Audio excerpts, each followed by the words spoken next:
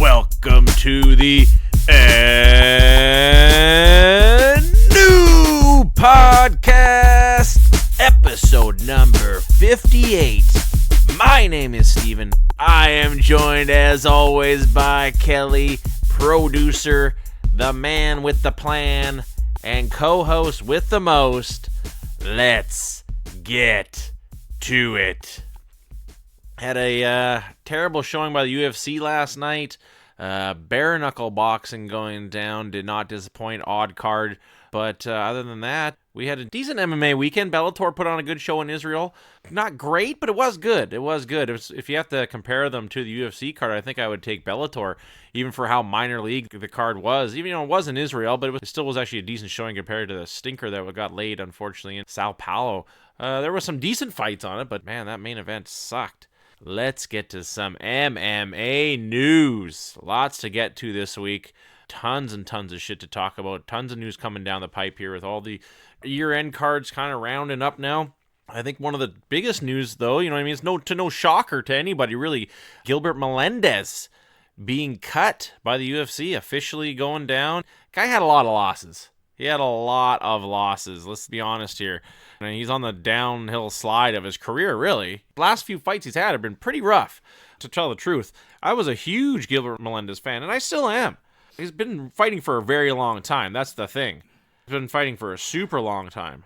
You know what I mean? Does he hang him up, though, Kelly? Does he hang him up? Or does he go to Bellator or something? I can see him fighting Diego Sanchez in bare knuckle boxing. Wow. You're sure that Diego Sanchez is also going to move to bare knuckle boxing? He was cut too, wasn't he? Was he? Oh, I didn't know that. He fought his last fight on his contract. Oh, really? Yeah. Huh. I didn't know that. He just didn't re-sign, I think. Huh. So I think he's out too. Crazy. I could see that would be a huge fight for bare knuckle boxing. I think it'd be a huge fight. But after that, I think he retires. Yeah. I think in my eyes, I think he has to retire. He's had a great career. He's, you're kind of on the downhill slide. Go be a coach somewhere, and go off into the sunset. He just doesn't have it anymore. I think that's it. Is, when he started at such a young age, he was so hungry as a fighter. Strikeforce champ. I believe he was the Dream 155-pound champ as well. Super game, dude. And what else is there for him to do right now at his age? I think you just hang him up, call it a career, and he can hang his hat high. Don't go out like BJ Penn, please. Don't go that route where you lose 10 in a row. Yeah. He still has somewhat of a legacy. Yeah, he totally does. And he hasn't lost any real bums. He's lost against some tough dudes. But yeah, I wouldn't mind seeing bare knuckle boxing. I think unfortunately Bellator does pick him up because his wife also fights for Bellator. So I could easily see him going over to Bellator. Unfortunately, maybe he can scrap together some wins over there. Or maybe Diego over at Bellator. Yeah, I could see that too. Yeah, I could see them fighting in MMA that way as well. Diego is to Bellator. That would be huge. They have such a huge following in California.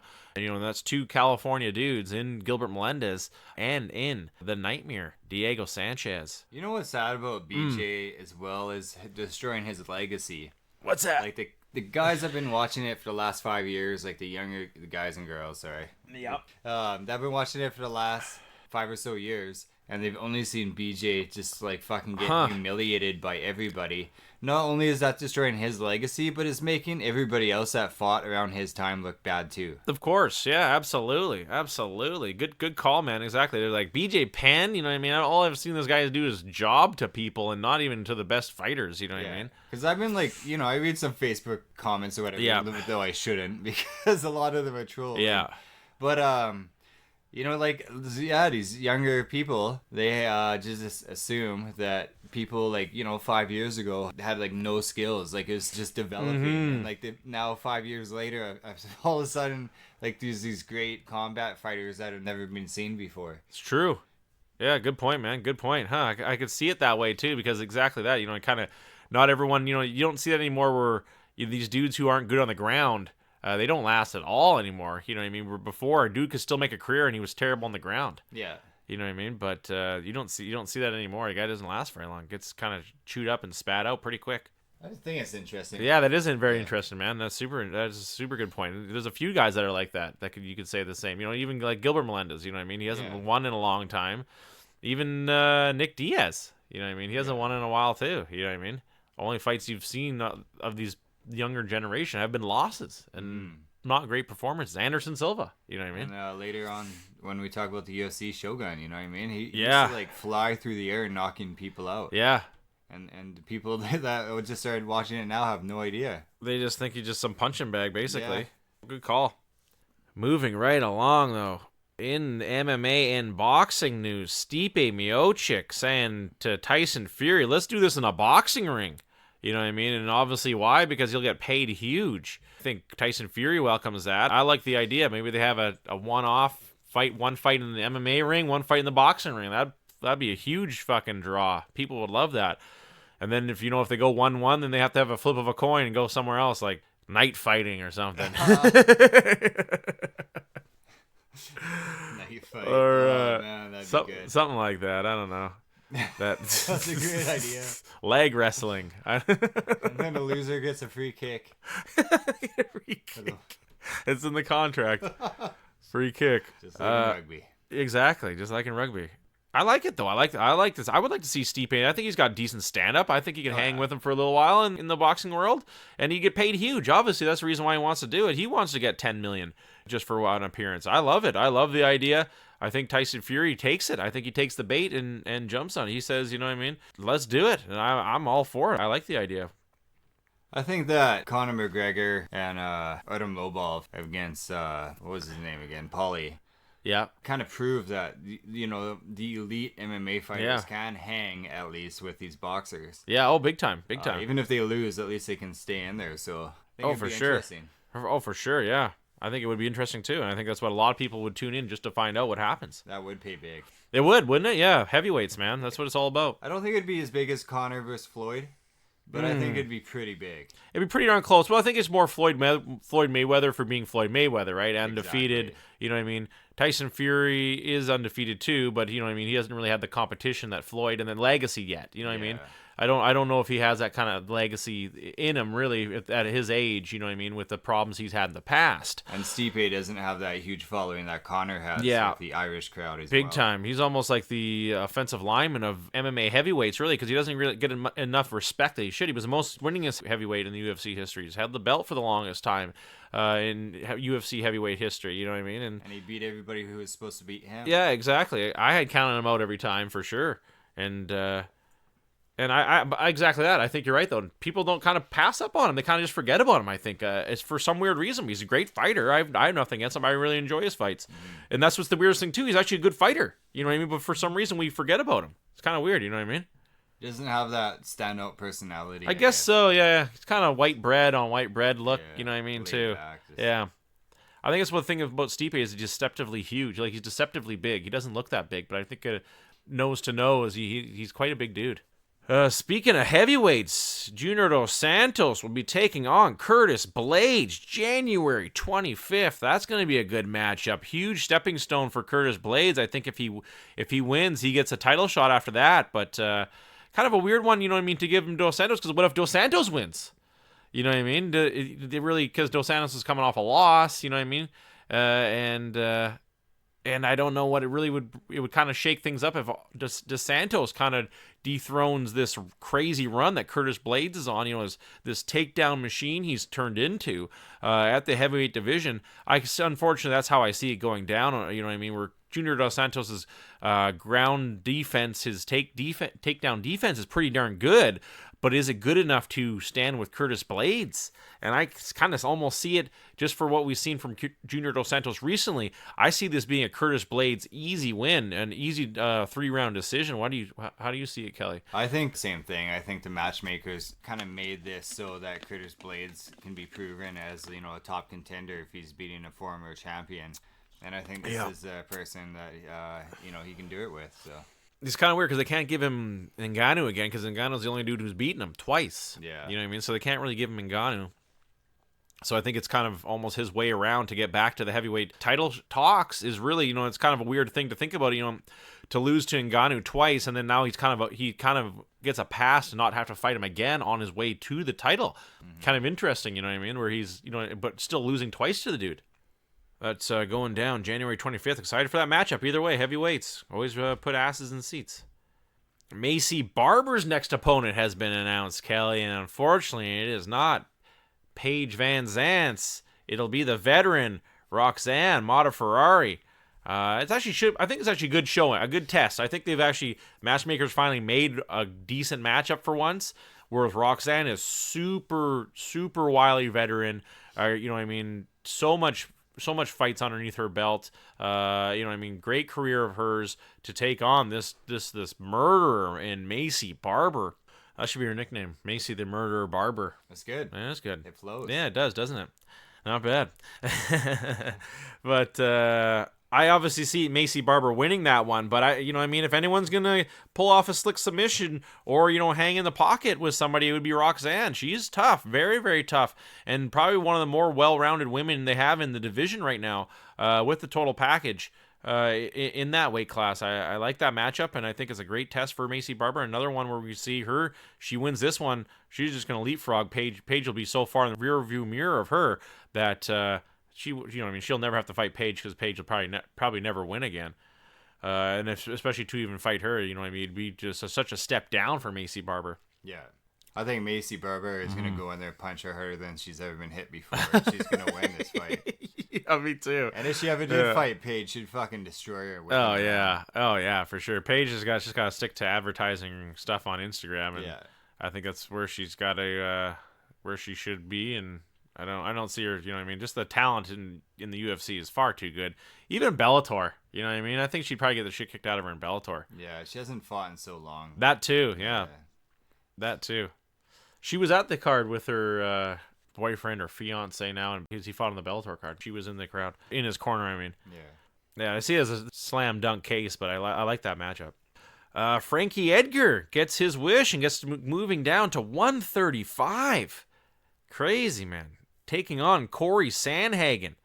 Really, you know what I mean, could be a tough matchup for him. I know Sandhagen's a tough dude, but it's, you know, still 135ers. There's some killers in 135, and I think Frankie Edgar's really got to be on top of his game if he thinks he's going to go down to this division and not get knocked out, because there is some tough ass dudes at 135, and he gets a good test here with Corey Sandhagen. But how nuts is it that, you know what I mean, dude competed at 155, was the 155 pound champ, 145, he at least got to go for the belt, and now he's moving down to 135. Is there anything this guy can't do? Frankie, the answer, Edgar. Let's see how it turns out, though. Does this 135, does the extra weight cut damage his chin more, Kelly, or does it make him a little faster? I see it as being neither. It is what we usually see when these dudes do these extreme weight cuts. They lose their chin, and they get exhausted quite easily. You know what I mean? So I just hope he can do it healthily and have a proper weight cut and a well-timed weight cut. And this is his first time, too, so how is he going to really know how to do it? He's always been small for his division, though. So That's true. He has that going for him. That's true. And, even though he was a wrestler, too, wasn't he? So he probably had some experience cutting weight in the past. That's true. We'll see. Yeah, we'll see. We'll definitely see. But even at, you know, that's even at 145, he was looking too small too, right? So maybe it is a good fit for him. Maybe for the first time he actually is cutting weight, and if he gets on the right diet, I think he's smart enough. He's got a smart enough camp too. I think he can do it successfully. Excited to see that go down.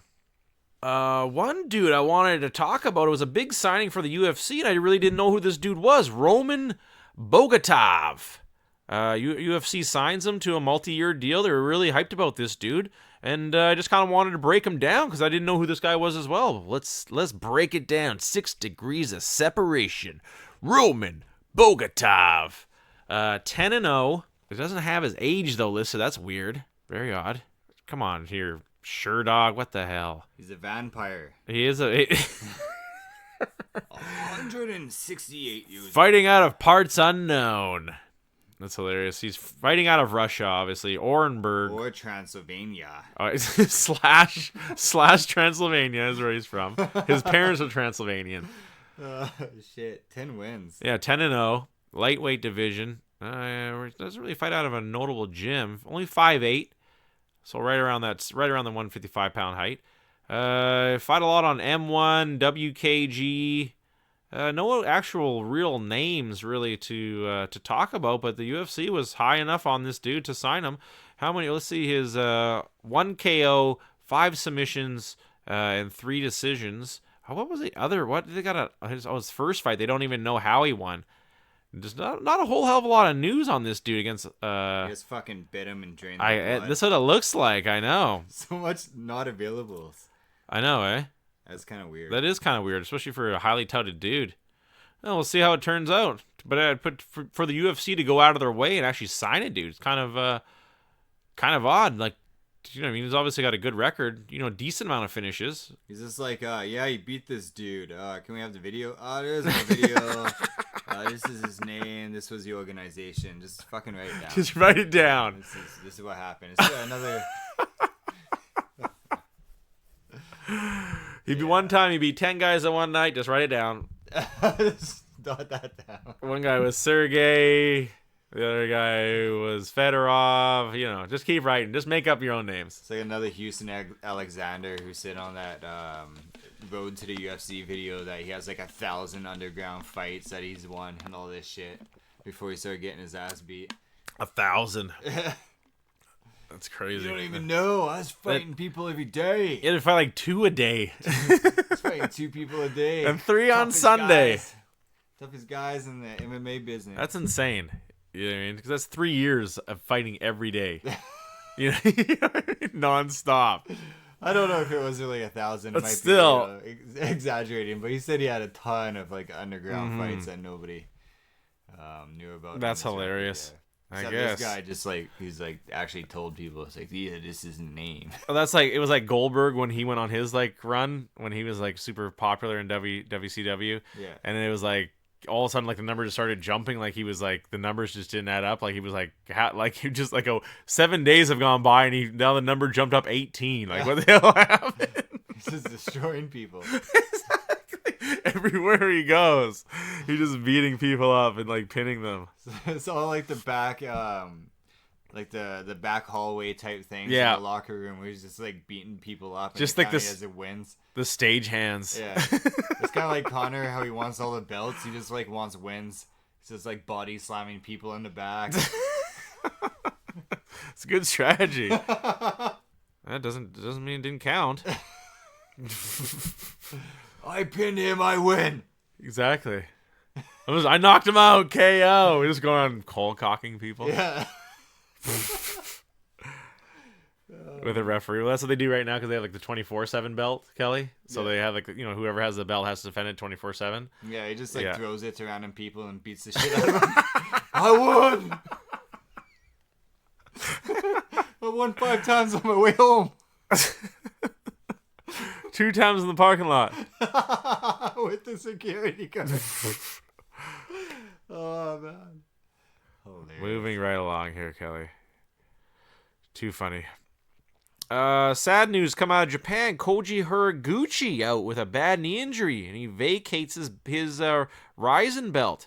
Didn't say, you know what I mean, a huge loss for the year-end card. Didn't say how long he's going to be out for. But we hope for a speedy recovery for one hell of a tough dude and Koji Horiguchi. Shitty news and coming out of Japan. Dude bust his knee super bad. Tore his knee from the floor. Tore it up from the floor up. Damn, that's a huge like strain. Koji Horiguchi, we hope for a speedy recovery from every one of the and new podcasts. We love you. Get well soon. Cards in the mail. The fruit basket is also being shipped. I don't know what it's gonna be like being shipped from Vancouver to Japan by boat. We already had issues because it was like fruits and vegetables. It may be rotten. Well, nothing but love. Kelly, what do you make of this whole Nick Diaz versus Jorge now? You know, Nick Diaz coming out, calling out Jorge. Is it true or is it not true? I don't know. With the Diaz brothers, it's tough to believe what's going to happen. Do you ever see Nick Diaz stepping into the ring, let alone against Jorge Masvidal? I think if Dana White offers him $1 million, he'll do it. Wow. Anything less than that, I can't see it happening. So it's really if it's worth it to Dana White. Yeah. I believe Jorge is going to fight Conor next. I think that's like on the date that Conor announced that he was going to return to the UFC. I think that's George Masvidal fight. After that, I can't see Dana wanting him to fight Nick, let alone offering him $1 million. He's older, you know what I mean? He's been away from the fight game for quite some time. I can see him offering him a title fight before I see him. Wow. Nate Diaz fight. Yeah, and I think Nate. I don't think he. Nick. Sorry, I don't think he does much better than Nate. Yeah. I think Nick is like a little bit more stiff because he's had more injuries and he's not moving as well. Oh these yeah, days. big time. I can't see him doing better than Nate. And all the videos we've seen of Nick recently, he's been quite intoxicated. He's doing well for himself. Oh, guy wants a drink. Guy can go drink. You know what I mean? Yeah. He's doing very well for himself these days. You know what I mean? Can he turn around and get back into the gym and get punched in the face? And for a very, very tough fighter, one of the toughest right now, 170, in Jorge Gamebred Masvidal. Yeah. Or does he, start, says he's going to do it and then starts doing his old tricks, not showing up to press conferences, not getting onto flights he needs to be, smoking weed, who knows what, this guy's unpredictable. I think a better fight would be if George beat Conor McGregor. Yeah. If Nick fought Conor McGregor after. Just to kind of make it like both the Diaz. Yeah, you talked about that last time. Exactly. That's a great idea. That's a super great plan. Exactly. I think that's the best plan for all those dudes to get super money. Yeah, but I don't know if actually George gets past Conor. I think he does. I think he's just so hot right now. Yeah. I think he does, but that's he's a bigger, Yeah, he is bigger. Guy. Yeah, he's fighting at 170, right? Yeah. So that's true. But the thing is with it. Is Jorge, I've seen a lot of his fights. Is Jorge, he can put on sometimes these sparring matches. We haven't seen that recently, thank God. And we've seen him at a whole new level all because of his mental training. And I'd hope we wouldn't see him getting into that. I hope we'd see him go in and just try to murder straight up Conor McGregor, and just pound the shit out of him and make a great fight of it, which he's done recently. But he has laid some stinkers. He has had some boring decisions. Moving right along. Oh, I think it was obviously in the wrestling world the biggest news this week. CM Punk, never say never, not officially returning to WWE in a wrestling capacity, but returning to the Fox Sport 1 show backstage. So CM Punk made a surprise appearance this week, kind of saying, when they change the questions, he changes the culture, in homage to his entrance theme song. But we'll see what this is. I think he's just going to be giving his opinion on wrestling, and I think that's about it. So kind of weird, I guess. But I guess when the WWE drives a truckload of money up to your house, and then you keep turning it away, and that every time that truck comes back, it's bigger and more filled. I think eventually you're only human, and you have to say, okay, you're going to pay me $1 million just for me to come on to a show and talk? Okay. I can do that. But we'll see if he actually makes a wrestling return now from this. A dude who said he would never work with the WWE again. Here we see him with the WWE again, and why not wrestle? If you could still wrestle, why not? So we'll see. Probably the biggest news coming out of the WWE. The geeks on internet were just going nuts, man. Just nuts. I'm not a CM Punk fan. I hate CM Punk. Can't stand him. His in-ring wrestling's okay. His mic skills, everyone's going to say he's one of the best on the mic. I don't see it. He's just can more ramble on and kind of be a whiny baby angle. I love CM Punk, as I've stated many times before, so I totally disagree. But and his MMA career, well stated how good he was in MMA. Many times I've thought of different fights that CM Punk could take. Exactly. I know. Remember we were saying, like, is there even anyone in the women's division that he could beat? You know what I mean? This is true. Lighter weight classes. I was rooting for him, just anybody. Yeah. Who can he beat? No, I don't think anybody. So that's why he had to move back over. But we'll see. But like, it was a bit annoying because the first few days with just all my news feeds were just filled with this CM Punk garbage. But it's huge news, obviously, to have him come back. Was the name of the last guy he fought Michael Jackson? I think it could have been. Yeah, remember, but he was just like a reporter. That's all he was. He was an MMA reporter. That's all he was. I think he'd had 2 fights before that, and he had also lost to Mickey Gall too. Wow. So it was a dude who lost to Mickey Gall, and then he gets to fight CM Punk too. I think he was only like 1-2, something like that. Weird record. He just didn't have it. Well, I loved his first fight when he almost landed a punch. He almost landed it, and then he just choked out. Yeah, terribly. But before that, he almost landed a punch. So it was pretty embarrassing, to say the least. Oh man. But yeah, it was unexpected. Let's talk some video games. Grinding the shit out of Orna right now. I'm almost level 200. I'm 199. I'm into, about a quarter into 199. I'm just been pounding the raid bosses tough. I'm still pissed off with the PvP on it. It's going good, though. I cannot wait to get level 200. And then I can officially take my foot off the gas pedal on this game. Because then, 200 really, the grind to 225 is just, obviously that would be absolutely nuts. It's just how nuts it is now. So I think it's going to be nice just to really sit back and play the game, enjoy it a little bit more. Going to go Omnimancer. Excited to be a little bit tougher, to be able to battle dudes a little bit better, be a little bit stronger. And the Omnimancer looks pretty damn good, actually. So new weapons, all my weapons are pretty damn much maxed out right now for the best shit you can get. So I'm excited to see new weapons, all that type of shit. I'll keep you guys posted. The game just grinding away, doing my thing. A few new people have moved in and been a bit annoying, but I'll be on their level eventually here, and they're all much higher. So it's kind of the top of the food chain in this game is kind of a little bit full right now, really, with how many people I have to battle that are super super tough. But that's just this game in a nutshell. Really, there's always somebody tougher right around the corner. Played a ton of Zelda, Link to the Past. I just want to kind of beat it.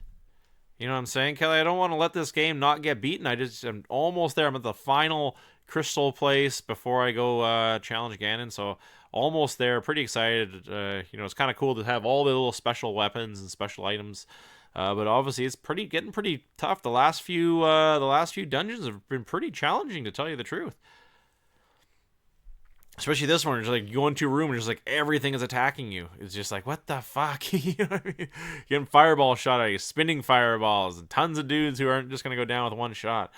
Yeah, I got Game Pass. I'm really enjoying it. I liked it so much I had to get it.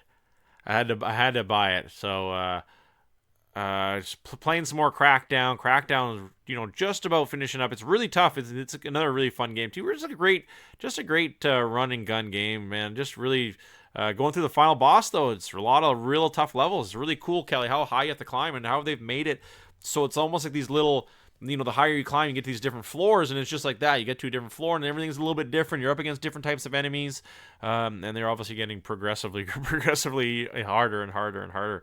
So it's getting a little pretty good. But I downloaded a game called Wargroove to play, and I thought, why the hell not? It's like a pixely type game, but it looks like a cool game. Remember you were talking about Ogre Battle, Kelly, before? Yeah. It's a lot like that. And that's kind of when I saw it, I was like, oh, this looks actually really, really cool. So I've only played very, very little of it. It actually has pretty good score on Steam, 9 out of 10, and 93% on Google users like it. It's actually pretty cool game. Check out the screenshots here, Kelly. It's you just have your teams. I haven't really played much of it. Just played a little bit of the story. You see, you got your teams, and it's just like Ogre Battle, where each group has different troops in it, and they attack other troops differently, and you get special characters and crap like that, and different upgrades, and it looks like you get some kind of power. But yeah, I'm actually I'm really, really excited to get into it actually, and it's Game Pass is really the shit. It's got a lot of good games. I could see enjoying it for quite some time. It's got a lot of good games. Little pixely game. I suggest everyone out there check it out. Wargroove, free on the Game Pass, Xbox Ultimate. But I can't wait to play more of it. I wish I could say more about it, because I've only got to play a little bit of it, and just the feel of the game is nice and smooth. The graphics are cool. It put pixely graphics, and just kind of you can do. There's also like a customization area where you can just play a random map with random dudes. So I think that actually would be kind of fun too. I always like that ability in different games. I can't wait to play that. I got another one. I can't remember the name of it though, but I'm excited to. It's like a multiplayer side scroller wizard game, so I can't remember what the hell it's called, but that one looks like fun. I just kind of got it just to play 2-player with my son, so excited to see that. How's Apex been coming, Kelly? Apex is still the same. They kind of put a buff on the Peacekeeper or the Peacemaker, whatever the shotgun's called. I can't remember right now, even though I play it all the time. Where it's like a buff where you can shoot it like a super far distance. So people have been using it almost like a sniper rifle. Oh my god, crazy! From like a super far distance. It's pretty crazy. Hopefully they fix that soon. A shotgun that's like super far. That's hilarious. Yeah, it's pretty bad right now. So everyone's just running around with it? Yeah, well, not everybody.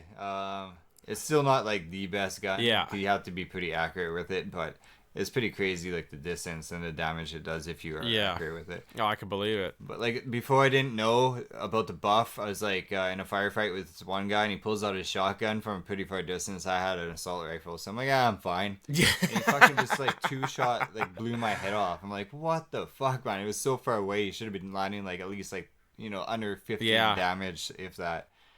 So I was pretty surprised about that. Crazy. Yeah, everything else pretty much the same. They got rid of that old shadow mode. Oh, did they? Eh? Yeah, so it's like a seasonal thing. Huh. They did have like 2-man squads for a bit. Oh yeah. I don't know if that's still up. I've just been playing ranked again and cool. And the regular. Find I do better in ranked. Did you rank up? Oh, I ranked up a couple times. Nice. Since last time. What are you at now? It's like silver level 2 or something like that. I don't know. Oh, I like see. levels. Yeah, it's not bad. One of my kids, I guess they used my Xbox and changed the sensitivity on my controller. Oh, shitty. So the first game I went in, I was like spinning when I was like trying to turn, and it just totally threw me off. Oh no. So like I was trying to figure out how to change it for a couple of games, and then by the time I changed it, like it threw me off so bad. I was just like doing terrible for like at least 4 or 5 games before I started doing better again. Yeah, that would suck. Yeah, you're so used to it, right? Yeah, exactly. And did you even set it before? Like, had you set it, or just had it as the basic settings? Mine was like just basic settings. Yeah, exactly. Yeah. So, yeah, and then it was just like So like that, even though like I changed it afterwards after a couple of games when I actually figured out how, because I'd never done that before. Right. It still like threw me off so much, because then I was almost getting used to just being able to spin. Just by pushing it a little bit, right? You're using the spin. Yeah, it was pretty. I don't know, man. Oh, that sucks. Yeah, still. That's the worst. Once I got it to the default settings, and I started doing crazy damage again. Nice. Ooh, scary moment. Play any WoW? I played a little WoW. Still in the wetlands, just grinding away, trying to level up so I can get to a higher level. Nice. Was it like tarantulas in there too, or some shit? Can't recall tarantulas. There is like crocodiles, orcs. Right. There's like these swamp monsters, like these dog guys, a bunch of little characters. Oh, cool. It's kind of cool. That's the best part about the game. It's just taking a long time. Like it's classic WoW, right? You gotta grind like crazy in some parts just to level up. Yeah. But at the end of the game, it's worth it because they're not gonna raise the level cap on you. Yeah, exactly. So it's not like you did all that grinding and it's like, fuck, now I gotta do it again. And then when they did it in the regular version, every time they raise the level, well, I don't know in the beginning, but now like they make it super easy in the beginning to like level up. So it's like super fast. So like everybody just grinded away in the beginning. All that hours of work was kind of like pointless now because you can like start at 55 with a death knight. Yeah, exactly. In the extended version. I can't wait to finally get to the level cap so that I can start ganking people and going raids and stuff. Do you know what level you are now? I believe I'm only like 32 something. Oh yeah, still climbing up there, man. I'll get there. Yeah, I'm excited to play more video games this weekend. Just time just flies sometimes. You know what I mean? Yeah, not enough time. You really gotta set time aside. You got work and kids and all that shit. And just grinding Orna is time consuming too. That's the shitty thing. You know what I mean? Eventually I'll be at that point where I won't have to grind so hard. I'll have a full report on Wargroove next week. Really excited to get into that game. Let's get to it. Back by popular demand. Reviewing the reviews. Let's stick to the international here. Let's go with it. An oldie but a goodie. I'm going to do McDonald's in Osaka, Japan. It's kind of weird, Kelly. It's very honest over there. They got 3.5 stars. 577 reviews. Obviously, there's like 100 McDonald's in the one city. They're everywhere. But there's more 3 reviews than any 3-star reviews. I don't think I've ever seen that before. 3-star reviews are dominating the whole thing, but that's very honest. It's right down the middle. Whatever, it's McDonald's. You know what I mean? Give it a 3-star review. That is McDonald's. Yeah, that is McDonald's. Kind of weird. I've never seen that before. Nutty. All right, it actually looks pretty. It looks a little bit different. Very similar, just looks more efficient, I guess. Let's break it down here. Let's get into it. There's a lot of 5 stars. I want to read this 5-star here first. This guy here, DL. 9 reviews, 13 photos. I'm glad it's in English. I don't think they're translated. I think it just most of them are actually in English. 5 stars a month ago. The softness of the McMuffin was stunning. The best McMuffin I ever ate, compared so many countries. Wow, this guy loves his McDonald's in different countries. But in this guy's book, Japan is number 1. 5-star review for really loving that McMuffin. He took that McMuffin back home, married it. I know. Compared to the best McMuffin. These guys travel all over to all different McDonald's, but this one here takes the cake. And he was stunned by it. He was stunned by the softness. Very stunned. How you make it so soft, man? That's the love. This one here, AR, 62 reviews, 119 photos, 3 stars. Here's one of the 3-star guys a week ago. Food is okay, no long waiting time, free Wi-Fi, but is a bit dirty. Ew. Dirty hilarious. Food? I know. Specify. This guy too. It looks like a lot of people are international going to this McDonald's. I guess that makes sense. JC, 145 reviews, 67 photos. A year ago, 4 stars. Japan has the best McD so far. The mayo mustard in the burger is so much lighter versus USA, American, Asian, European. Also, the coffee is good. Comfort food when I don't know what to eat for breakfast. Let's go to McDonald's. Okay. Weird. It must be. I know. Okay. It must be different over there or something. Oh, this one's awesome. This guy's got one hell of a name too. I'm just gonna say his name. The Indestructible. What a Google name. 220 reviews, 986 photos. This guy likes to take photos, but he didn't take a photo of his McDonald's. What the hell? This is right off the bat. They made eggs! There's like 3 exclamation points. Wow. Where I'm from, they don't do that. Where the hell do they not make eggs at McDonald's? The Egg McMuffin is a staple of McDonald's. A staple. Where are you from? I know. No that's not McDonald's. Somebody gave it a thumbs up too. Like, hey, I don't got eggs either. I know, yeah. No eggs unite. Where I come from, they don't do that. The food was as good as could be expected from a McDonald's, and the service was great. Despite the language barrier, they were still super welcoming and wonderful. Wow. This guy, I got very excited over those eggs. I give him 5 stars for his enthusiasm alone. So many exclamation points with that guy. Stoked about he was extremely stoked. How did they not have eggs? I don't think this guy's been to McDonald's. That's what I'm confused about. How do they not serve eggs? Yeah. Wherever you're from, eggs are really the easiest thing to get. It's like in the breakfast menu everywhere. Yeah. Very weird. It's like, do they reheat them? That'd be gross. That's so weird. I know exactly. I'm just confused. Where is this guy from? You always learn something new with this segment, Kelly. How could there be a McDonald's that didn't serve an Egg McMuffin? How? Oh my God, weird. I love this one too. This one's awesome. 5 stars, 18 reviews, TA, 9 photos. This one, it's a year ago. 5 stars. It has nothing to do with the McDonald's. It says Railroad Model Shop in the same building. New and used model, reasonable price. You definitely own the Railroad Model Shop in the same building. What a way to advertise. This guy's thinking. Yeah. What a way to advertise. He's advertising in a Google review. You know what I mean? That is smart. Free advertising. He's really branching out there. He's going for the top of the market. You know what I mean? Go for a high place of high traffic. Going to be reading reviews. Someone's like, oh, let me read the reviews of McDonald's. Okay, everyone, this guy got eggs. What a whack job. What's a model train? I go for a model train. I think I'm gonna go check out some model trains now. Yeah. He should. Fuck eating eggs. I'm gonna eat a model train. Exactly. He should like say like you get like a 5% discount if you mention the McDonald's reviews. Like, oh yeah, I read your ad in the McDonald's review. Oh, you get 5% off. Or you could be like, no, that was somebody else.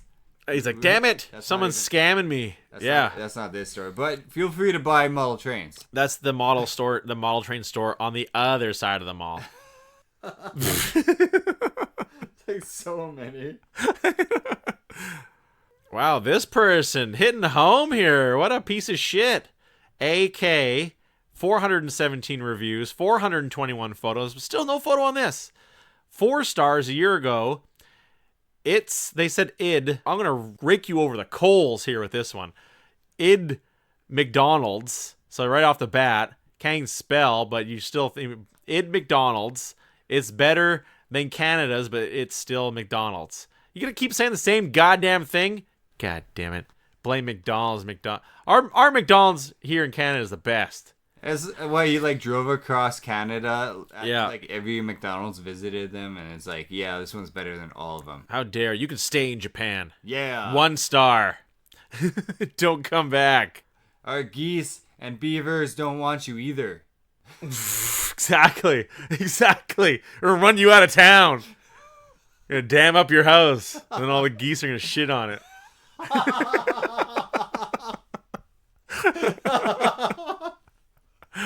Moving right along. This one is kind of weird. Oh, we found it, Kelly. The one review. The only review by this guy here. RG. Out of a wacky place. You know what I mean? McDonald's in Osaka, Japan. 1 review. 1 star a year ago. And I don't know. When are you gauging? When are you gauging? Oh, man. I don't even know what this guy's referring to. Only coffee in the morning. The taro place on this location. Interesting. Is he saying that there's only coffee served in the morning? Because the last guy said they do eggs. Yeah, exactly. So I don't know what you're talking about. How could they not? Exactly. So they have eggs, but no coffee. Give me a break. They weren't serving this guy anything. You probably showed him drunk as shit. He's looking for his friend. You know what I mean? That's what I'm assuming. This when are you Ganjin? I think you said maybe saying where are you? He's probably looking for somebody. He's like, hey, can't get a hold of you. Read the reviews of McDonald's, and maybe I'm waiting here. Shit. It's not bad. It's doing a pretty good job. One person's like fast service. Wow, this guy goes crazy. I gotta read this one here. This guy is breaking it down. Let's see here. Wow, this is insane. There's like a huge graph that this guy has written down about cost, performance, tax and price, and total weight, and the amount of protein. This is fucking insane, Kelly. It's a huge graph that this guy has done for the total weight, the amount of protein, price with tax included, per everything he bought. That is fucking insane. The chicken crispy separately, 100 yen, 128 kilograms, 14 grams of protein. This is fucking insane. I've never seen anything like this. Wow. The shake has the same amount of protein as the McChicken. I can't even read all this. This is too much. This is insane. It's still going. No, what the fuck? This is insane. It's like 10 pages long. You guys gotta check this out. I cannot believe this.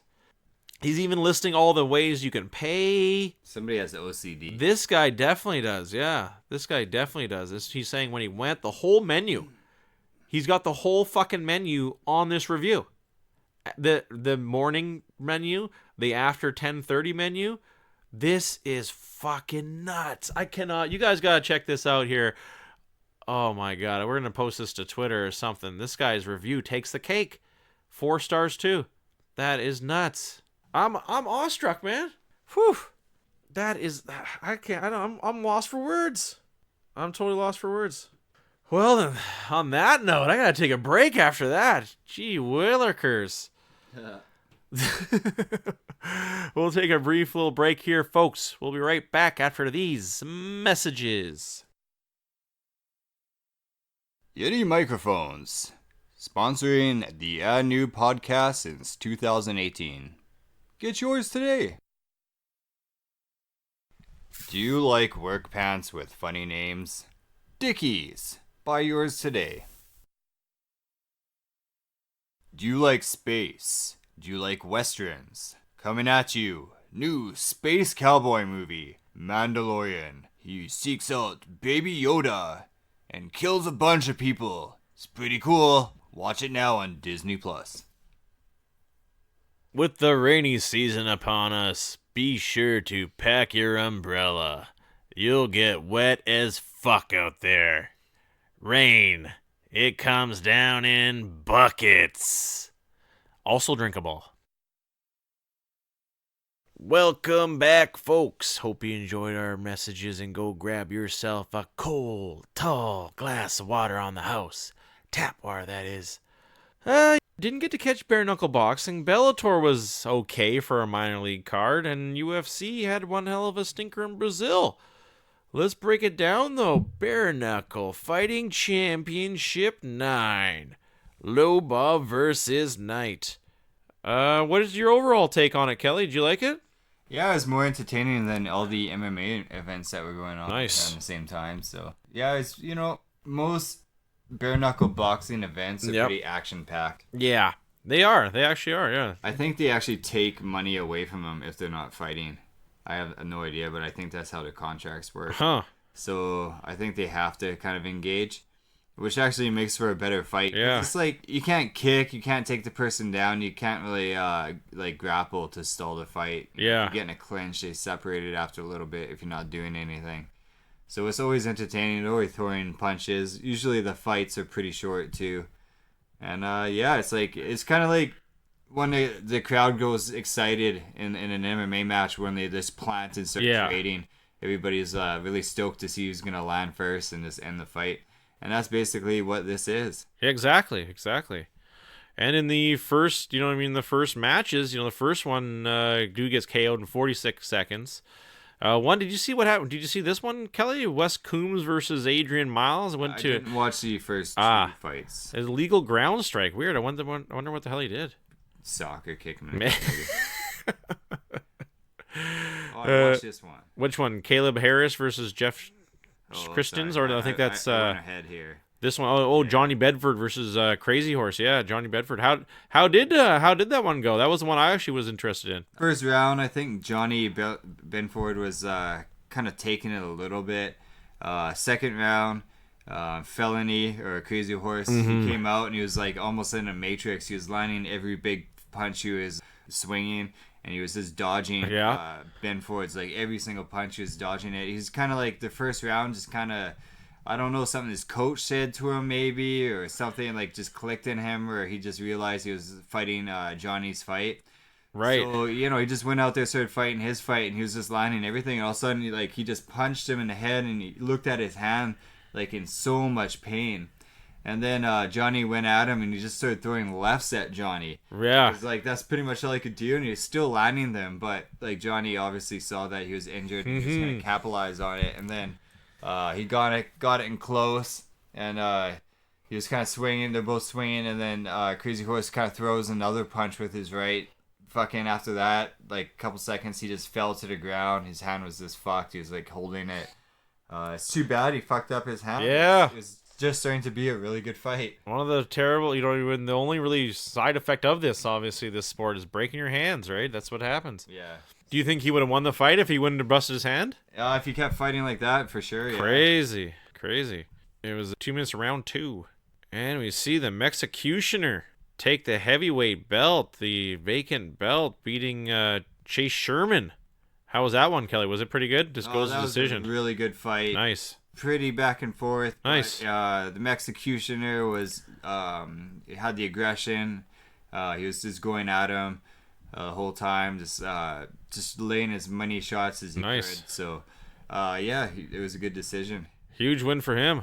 You know, I mean, he was saying that earlier too. That he would, if he wins the title, he would take it as one of his biggest accomplishments in history, and I can't really argue with him. And the main event, that brings us to the main event too. Artem Lobov versus Jason Knight. How did that one turn out, Kelly? How was it, the whole fight? Not great or not good? What do you think? It was a good fight. It was much slower than the first fight. Mm-hmm. Jason Knight was using his range more, and Lobov couldn't seem to, get his shots in on the inside as often as he was on the first fight. So, he made that adjustment, which decided the whole fight. At the end, it was kind of a weird punch that stopped it. Mm-hmm. And it was kind of a delayed reaction as well. But I'm not really sure what happened there. Maybe, I don't know, maybe he just felt like, or maybe he went blind. Who knows? Like, maybe he broke his orbital and couldn't see very well, and it was a little bit delayed. Crazy. Sounds like it was a good card, though, eh? Yeah, it was a good nice fight, man. Nice. I missed him. I said I just barely caught the highlights even, but next one. That was one I was actually kind of looking forward to, too. But I just got busy, you know what I mean? I was riding my bike and doing shit like that, and can only fit so much fucking combat sports into one day. It was a lighter weight fight that was really good, too. I forget who was fighting, though. Oh, cool. So it's really back and forth. Nice. That's what you want to see in that sport, you know what I mean? You want to see the quick knockouts. You want to see the good wars. That's what it's all about. Let's go to Israel. Bellator 234. Karatona versus Vassal. Going down on Friday at the Menorah Michevin Arena in Tel Aviv, Israel. It was pretty minor league, like I said, but it wasn't terrible. It definitely wasn't terrible. Lots of fights. They had a ton of local talent. It was kind of weird, Kelly. Like the whole arena was actually kind of small, like right around the ring, where it was like they had just packed in so many people into that place, and especially for Haim Ghazali. The place was nuts. There was tons of people right around the ring watching it. It was almost like a fire hazard. It was nuts, man. If something were to go down, there were so much people packed around the ring, no one would get out. What the heck? Oh, it was the Sinead Kavanaugh beats Olga Rubin. That was actually, these girls here are really tussling for supremacy in the 135-pound division there in Bellator, really to move up the ranks. It's anybody's game. And Sinead Kavanaugh takes the win. Austin Paige Van Zant's husband, fiance / boyfriend Vanderford gets a win against Gacek Bozanya. It wasn't a very good fight for a dude, Austin Vanderford, who's undefeated and still undefeated. Didn't really show me much in this fight. He kind of had he's a good wrestler. That's it. But sweet. He really just holds dudes down. He is tough, but especially at 185, I don't even see him being that big. Or no, sorry, he's at 170. Still, for a dude that had a ton of hype behind him. This was a very lackluster fight. Haim Ghazali beating Archer Pronin. Dude is 46, Kelly. It must have been some rich dude that moved to New York or something, because he's kind of unknown, but he is a 4th degree black belt underneath Henzo Gracie, and actually had Henzo in his corner too. To be that. He's got a lot of fights, and he's been in the fight game for a long time, but Haim Ghazali scores a nice heel hook. It was all this Arter guy. I don't want to say the fix was in, but it looked like a pretty sloppy heel hook, if you ask me. It was pretty sloppy. And he did retire. Haim Ghazali goes out on a win. He retires, but I'm not saying the fix was in, but it looked a little odd at the end. I'll say that. And then to have his son, Aviv Ghazali, just totally destroy Zaka Fatulazadeh, and then just beat the shit out of him and get the anaconda choke. It was a really nice choke. He was just huge compared to him.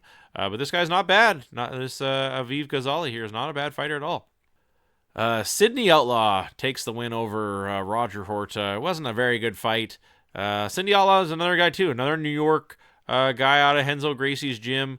He had a great ground game, but he really couldn't do much against Roger Horta. Roger Horta was great with the submission defense, but it was kind of boring because it was just the same thing over and over again. Where Sydney Outlaw getting the takedown, going going for a submission, not getting that submission, and then repeat. That's why we need bare knuckle boxing.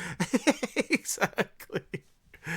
Roger Hurt had no answer for any of it. That sucks. Yeah. I love Roger's stand-up game. I did too, yeah. And this Sydney Outlaw was just not standing up at all. This one here, Roger Horter should go over to. He should go over to bare knuckle boxing. I think this kind of paves the way for like a kickboxing or a Muay Thai type organization. Huh? Yeah. They don't have gloves either. Huh? There's just no takedowns. Yeah. There's no wrestling. Basically, it's just all stand up. Yeah, maybe it's like a Muay Thai type thing. Yeah, you may be onto something with that, Kelly. I like that idea. Because there's only so much you can do in bare knuckle. Like, even defending yourselves with push kicks and stuff like that would be so much better than having to defend yourself by either clenching or push the other person away, which leaves your head open for a strike, right? Yeah. So there's only so much you can do with this bare knuckle boxing. I think it's like it could be a stepping stone for like a full, stand-up contact. I like that. I've never even thought of that idea before. You heard it here first, folks. Bare knuckle kickboxing. Yeah, there you go. I think it makes tons of sense. Yeah, I think it makes tons of sense. I would love to see that. You know what I mean? Exactly that. I think it'd be much more exciting. Because the dudes couldn't really block themselves as well with their from the head kicks and that type of shit too. So more prone to get knocked out that way. I like that idea a lot. I think exactly that. You could still have boxers in it. You know what I mean? They can come over and box. You know what I mean? And do their thing. It's still still into their right. Which we saw in K1 and shit like that. You see boxers come over. But I like that idea a lot. I think it would work out perfectly. Well played. Hit us up on Twitter for sending us the check for that one. And the main event, Linton. I always thought it was Vassell, but it's actually Vassal. It's pronounced Vassal. Beating Sergey Karatonov. It was a really weird show, and Sergey just never looked. This got so weird about the dude. He gets these great wins. He's knocking dudes out, and then he'll lose a weird one. And this was the weird one that he lost. He just didn't look good. He was kind of getting tagged up by Linton Vassal a little bit, and he was really didn't have an answer for his takedown game. And he just got the shit. He got his nose busted up pretty bad, it looks like. But once that happened, he kind of just gave up. He really gave up. He got full back mount and then just pounded it out of him, and the referee had no choice but to step in. Very, very weird. That brings us to UFC 164, Blachowicz versus Jacare. Not a great card. Really disappointed with you, UFC. It was like one of those things again where even like the undercard, like all the undercard decisions too. Lots of decisions on this one. What's been going on here, fellas? Oh, Bobby Green loses again, man. He could be on his way out. Francisco Trinaldi beating Bobby Green. Randy Brown choking out Warley Alves. Another huge loss for Warley Alves. Oh, and Renan Barão takes another loss too. Crazy. Renan Barão losing to Douglas Silva de Andre. But James Krause, that was a big win for him. Big KO over Sergio Moraes. Huge win for James Krause. He's a big time trainer now for a lot of people, and he's still getting it done in the ring against a very tough dude.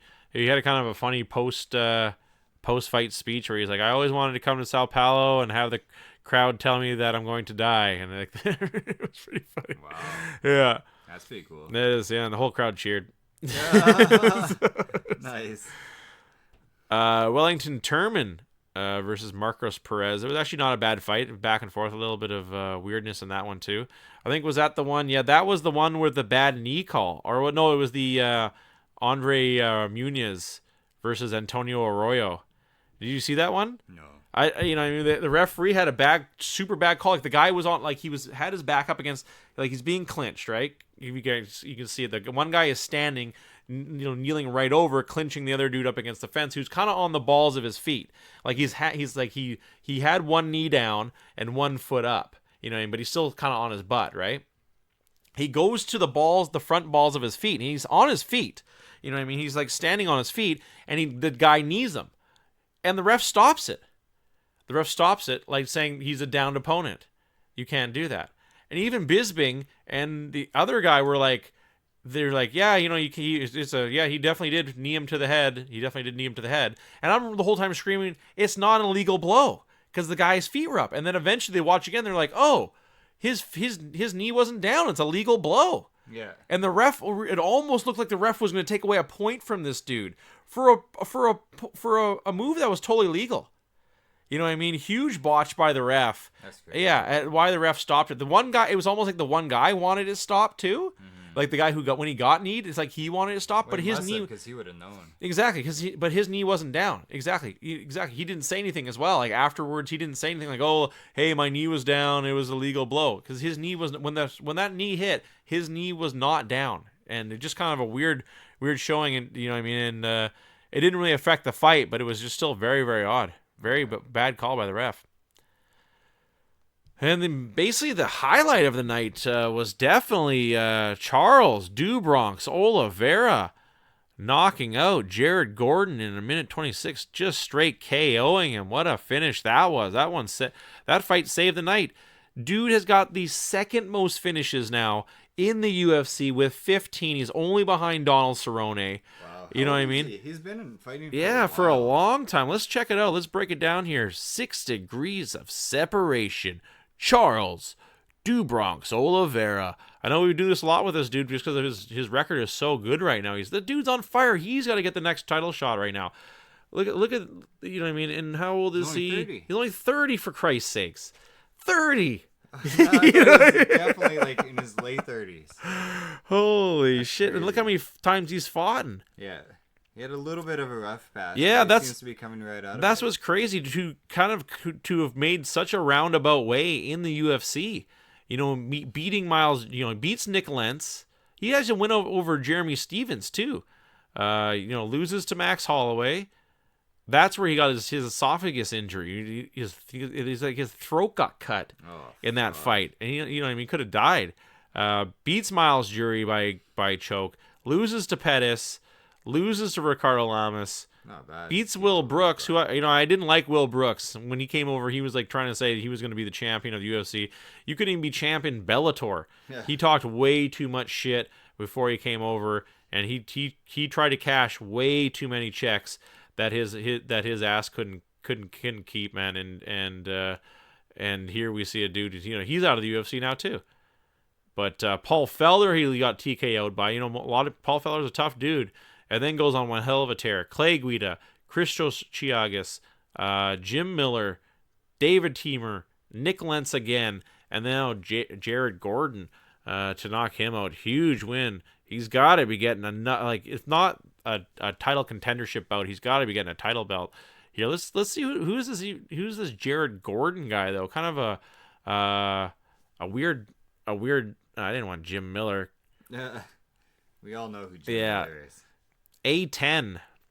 What a weird nickname for Jim Miller.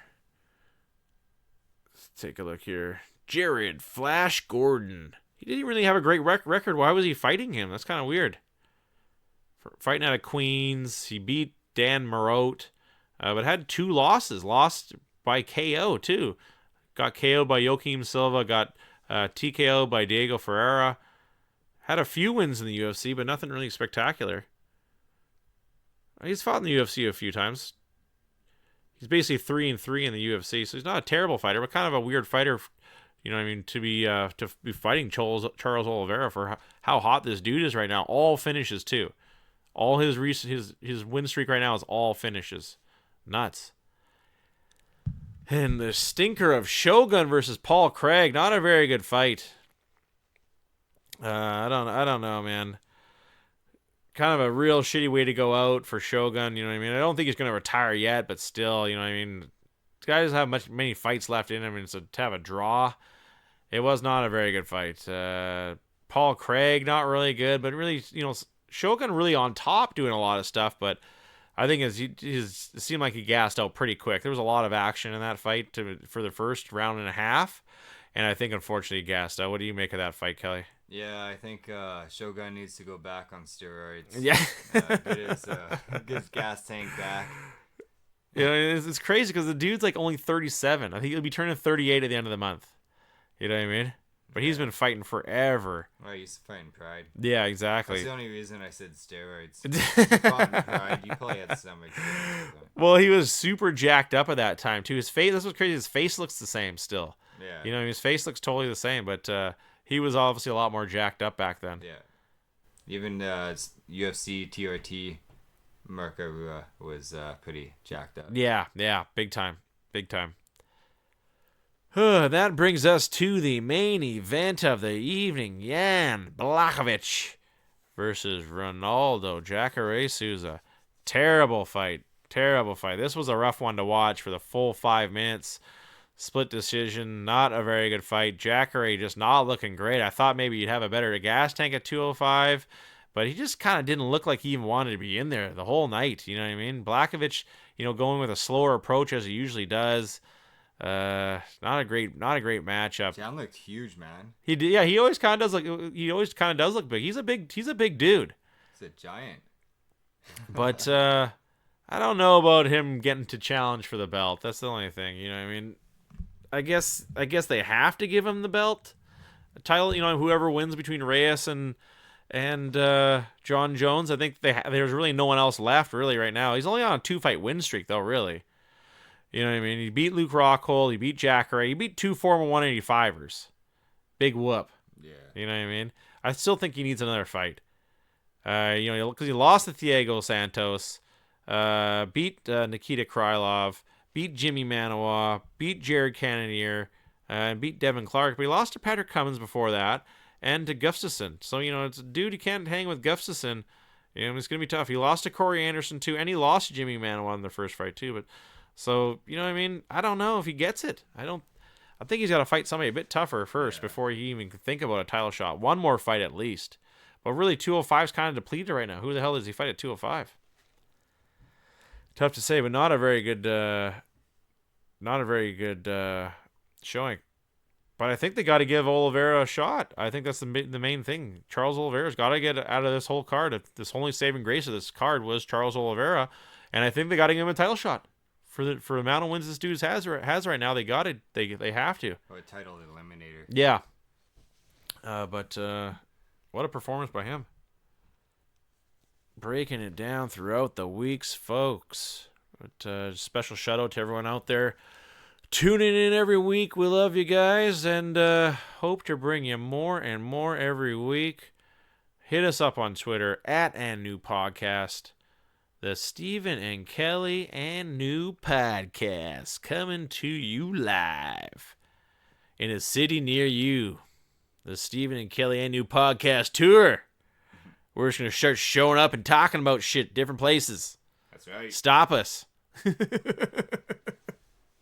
It's free country. I'm going to drive around my Honda Ruckus. From province to province. I'll just talk. We'll just talk while we're driving the Ruckus. Yeah. Just be quiet. Yeah. Do that. Ruckus talk while on a Ruckus.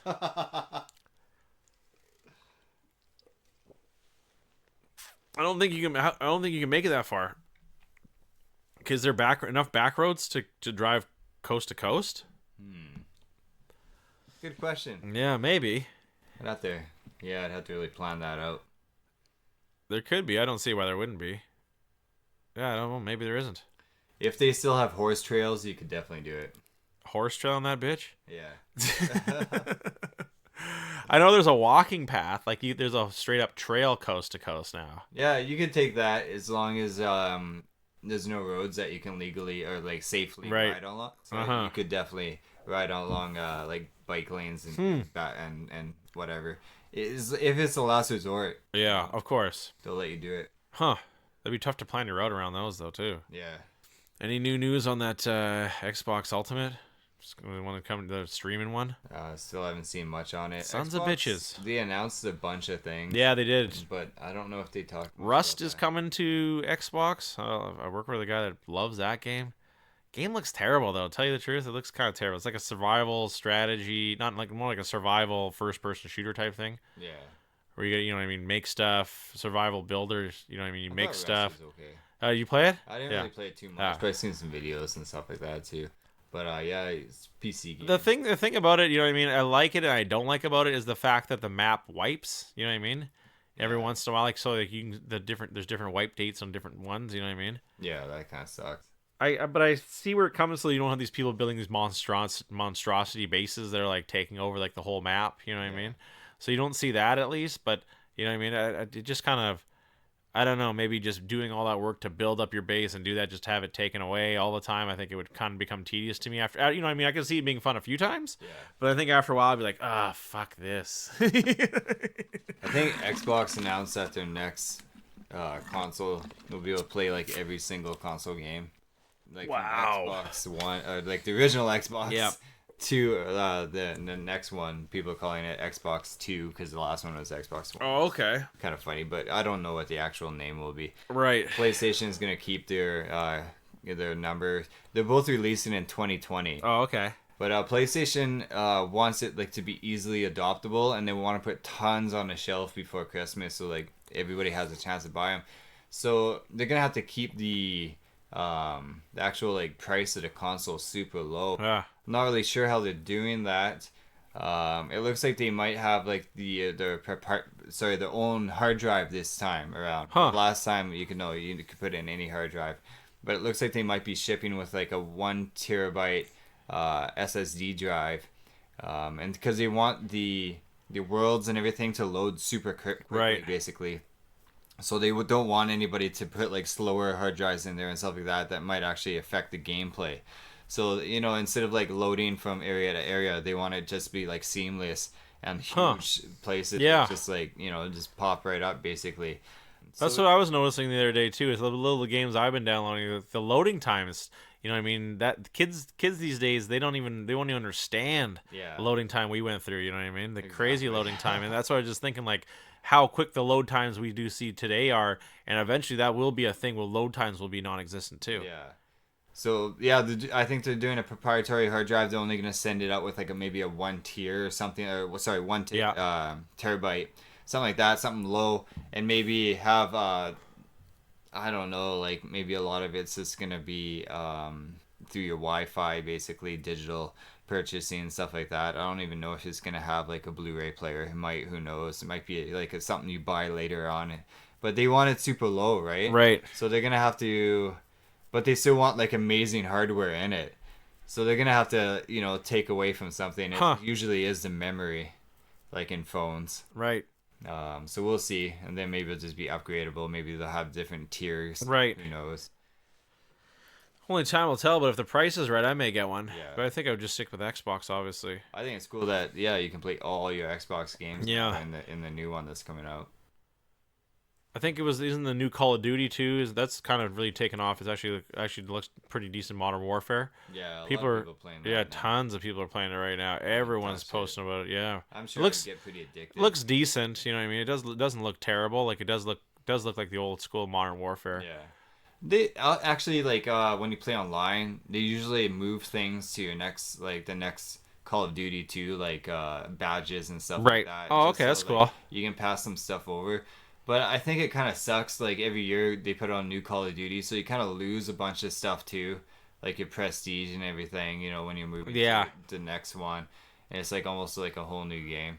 That's why I kind of like Apex really appeals to me, because it's, you know, they put new maps and stuff, but you're still keeping all your customization and everything like that. It'd kind of be cool if Activision or Call of Duty became a franchise where they put out one Call of Duty, and then you could get like a subscription or something, you know, like make it cheap, maybe $60 a year, like the price of an actual game. And then you could have like in-game purchases for skins and stuff like that don't do anything for the game. But yeah, $60 a year, and they just update the map and stuff like that, but you keep everything, you know what I mean? Like they update graphics, like they do on Apex, they'll upgrade the map, like new maps and stuff like that, maybe even keep the old ones, so you have like retro maps now instead of just like, oh, you can buy the upgraded version and we'll give you Nuketown, and everybody who has the upgraded version will have Nuketown, which is an old map that everybody loved. Why not just put out, you know, like keep all the maps, keep all the stuff, and just grow it bigger and bigger. Make it so people only have to download what they want to. Yeah. Like on other Call of Duties, they made it so if you didn't have certain maps downloaded, you just couldn't play those maps with friends, but they'd put you into maps that you both had. So you can keep your hard drive pretty empty that way if you wanted to. Skins might kind of add. Yeah, but still. But yeah, just basically Apex with Modern Warfare, guys. Yeah, like, you know, it'd be cool if they had it that where they just kept everything and you can keep like adding to it. I think that would keep more people in the Call of Duty ecosystem. Yeah, I hear you on that. Because sometimes the changing is a bit much for people. I think the Modern Warfare strategy or the Ghost Recon, the Ghost series were the ones that were more popular. The new one is the Space Age one. I don't think people really liked. Yeah. I think it kind of turned a lot of people off. But it's guaranteed revenue too, because if they want to keep playing, they have to put that $60 in a year. Whereas before, you just had the game, you can keep playing it regardless. Yeah, exactly. But the cool thing about it, I think, is the game is totally cross-platform too. Yeah, that's a nice touch. I don't like playing with PC gamers. Obviously, because going up against the guy with the mouse is going to be a lot quicker than you with your controller. And if they have a really good mouse and keyboard, no chance. No chance. Forget about it. I like playing with controllers because I don't know. I find it.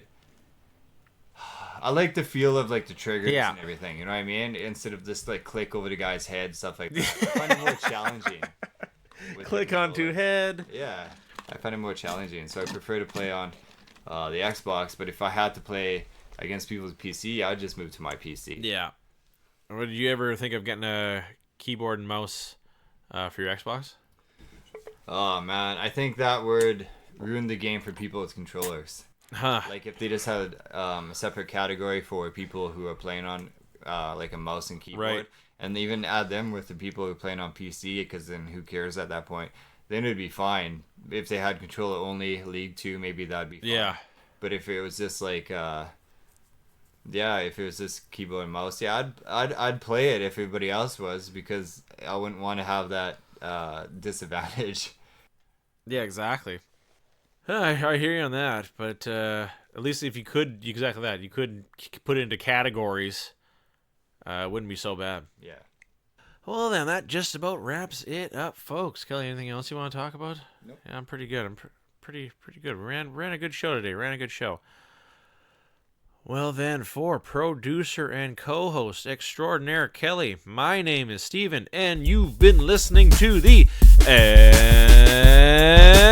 New Podcast.